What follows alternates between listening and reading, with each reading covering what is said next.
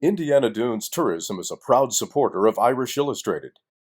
Extend your Notre Dame visit with a trip to the nation's newest national park. Visit indianadunes.com for the latest news and information. Tim O'Malley with Tim Priester prior to number 10 Notre Dame's matchup with USC. And Tim, there's a couple obvious differentiators. For USC, it's their wide receivers. For Notre Dame, we think it will be the defensive line against a inexperienced USC offensive line. But for me, I believe the key is Notre Dame's offensive line, can it control the game against a talented front seven that's had its moments that you've seen on film? Yeah, no doubt about it. USC has some talent up front, but individually, have they done it collectively? You don't. If you're giving up 4.5 yards per carry and 175 yards rushing a game,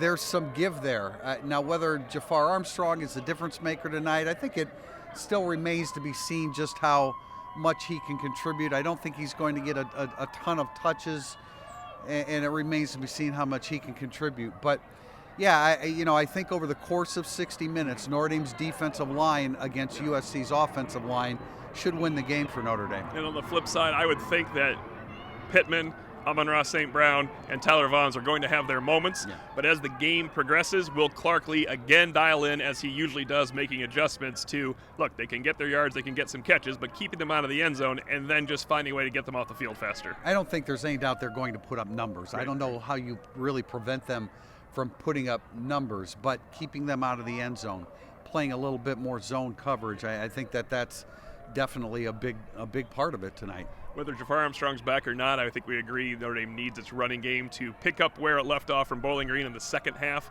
of Virginia. That can open up things for Ian Book, who finally has if Armstrong's not healthy, he still has his full complement of weapons ready, and you would think as this game progresses, even though there's talent in that young secondary, that Notre Dame can move the ball and have some success. USC's getting they're getting a safety and a cornerback that have been injured. I've seen them play previously. They're good football players, but hopefully for Notre Dame's sake, Ian Book, his confidence picked up last week. Brian Kelly said on Thursday that Ian Book went into that game expecting to throw basically every pass exactly where he wanted to throw it. And when you're 16-20, you by and large did that. So this is obviously going to be a much stiffer challenge in Bowling Green here tonight. But I do like Notre Dame's matchup against USC secondary. I think there's an advantage that can be gained there. And on the other side of the ball, we assume we're going to see a little bit more nickel. It used to be a dime, but a little bit more nickel with Sean Crawford out, simply because that air raid offense, there's empty backfields, but there's also three guys you have to track.